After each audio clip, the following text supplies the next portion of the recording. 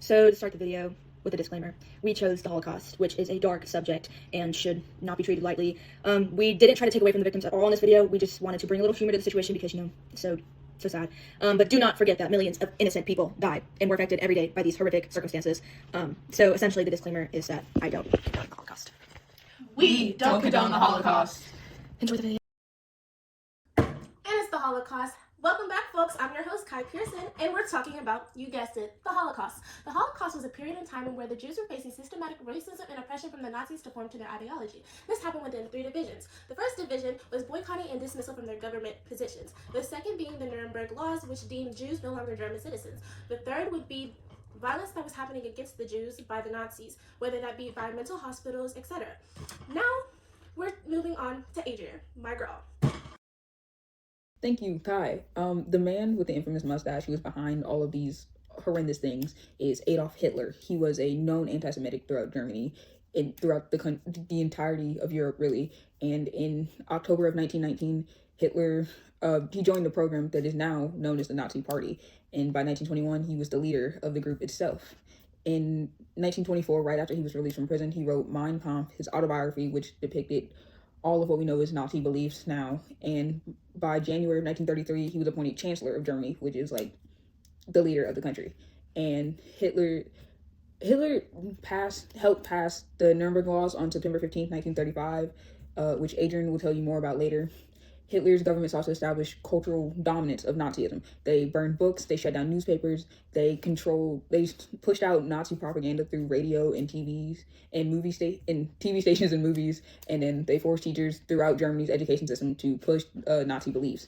And later, a reshaped Nazi party created the Hitler Youth and the SS, and the SS controlled a network of concentration camps, which spread throughout the country, causing horrible incidents. After the war, the Nazis switched from just expelling Jews from German-controlled territories. They switched altogether to exterminating them. Mobile death squads would roam and kill them and executed entire Jewish communities during the Soviet invasion. And now, here's Adrian live on the scene, ready to tell us about the horrors of the Holocaust. Hi, I'm Adrian. I'm currently in Germany. It's April 30th, 1945, and I'm on enemy territory, so I'm gonna do my best not to get shot.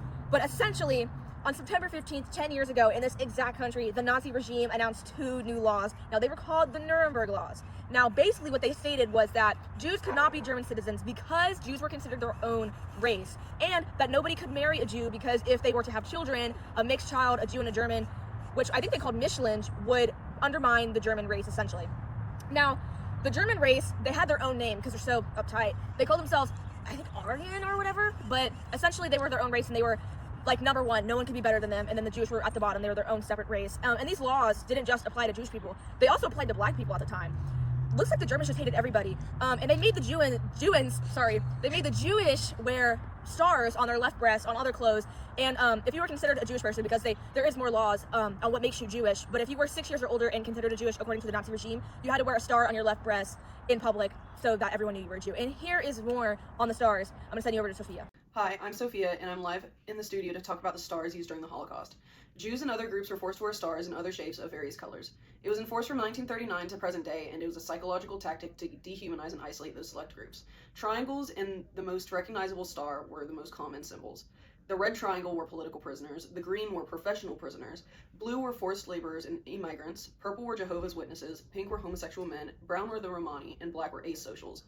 The yellow star, which is most recognized today, were for the Jews. Back to you, Adrian. Hi again, I'm still in Germany.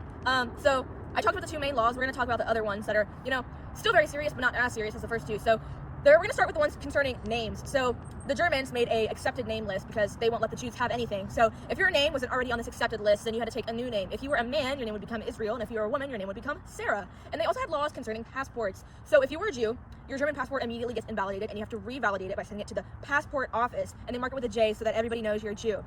And then I'm going to look back on the laws about what makes you a Jew. So according to the Nazi regime, if you had 4 or more grandparents who participated in Jewish religion or were Jewish, you are now considered a Jewish person to them, and you are subjected to all the laws, including the ones about stars.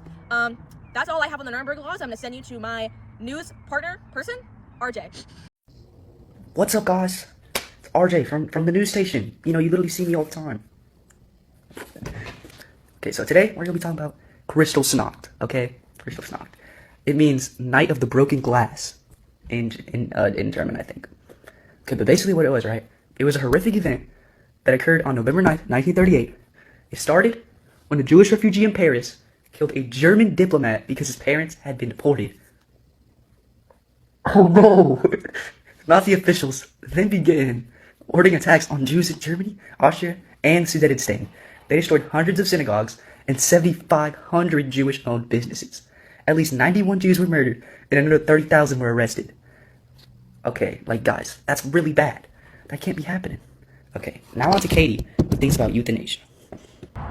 Good evening, folks. We are here at the scene. As we've talked to the citizens, we have gained insight on the T4 program, the head of Hitler's euthanasia program, Victor Brack. He is currently overseeing the creation of systematic killing of children deemed mentally defective. Those transported to the special psychiatric youth department are killed. The non-Jewish children, however, have been given an advantage. Those who have been killed were certified as mentally ill, whilst Jewish children were already in the mental hospitals within the program. We've gotten reports that the victims were either injected with lethal substances or were led to showers where the children sat as gas flooded the room through water pipes, which would later involve the adults. Back to you, Adrian. Hola, bienvenidos! It's still April 30th, 1945, and I'm still in Germany, and I don't speak Spanish. So, it's known to the general public that Hitler made multiple concentration camps all across Europe, not only in Germany, also in Poland and other places in Europe. And we're going to start with Auschwitz-Birkenau. Now, Auschwitz-Birkenau started in 1940, and it's probably it is the largest death camp, concentration camp in Europe. And essentially, 2.1 to 4 million estimated people died in this camp. Now, if you weren't chosen to work in the camp, you were going to die. They're going to send you to Birkenau because it's split into 3 parts. Auschwitz was more of a concentration forced labor camp, and Birkenau was a killing center. So if you were going to the gas chamber, you're going to Birkenau to get killed.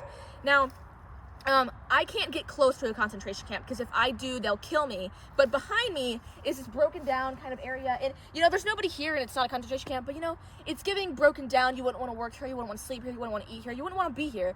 It's got bad vibes. So, yeah, take that with a grain of salt. It's not a concentration camp, but it maybe kind of looks like it. Before the camp closed, which was early this year, there was a not small, but not large incident, or man known as the Angel of Death. Now I'm going to let my co-worker and great friend Sophia take you guys talk to you about it. The Angel of Death was named Joseph Mengele. He was at the selections into Auschwitz and experimented on prisoners there. Many of the prisoners he experimented on died, and many times death was the intended outcome of the experiments. Back to you, Adrian. Hello again. You probably already know my name, where I am, and what day it is. So I'm not going to tell you that again, but I will talk more about concentration camps. So we're going to pick it back up in 1941 with Lublin-Moschenech. Now, Lublin-Moschenech was a camp that was under construction the entire time that it was open. A lot of Jews were sent here to work on the camp, and they were in horrible conditions. And the SS, which is the secret state police, they were sent there to kill anyone who seemed weak. So if you didn't seem like you were up for the job, they were going to kill you. They were also dispatched there to shoot 18,000 Jews outside of the camp. Now, this was called Ernstfest. And to make it worse, they played music outside the camp to drown out the mass murder.